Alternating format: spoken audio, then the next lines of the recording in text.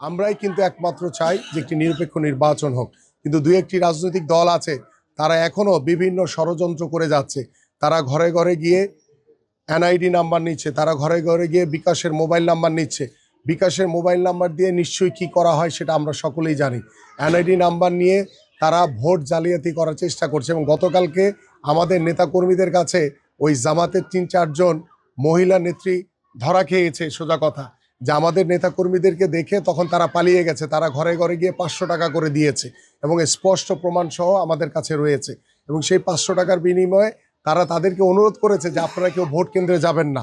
তো ভোট কেন্দ্রে যাবেন না মানে কি? যেহেতু তারা এনআইডি কার্ড নিয়েছে, তো এনআইডি কার্ড দিয়ে তারা জাল এনআইডি বানিয়ে তারা সেই ভোটগুলোকে জাল হিসেবে তারা প্রদান করবে তাদের নিজস্ব লোক দিয়ে।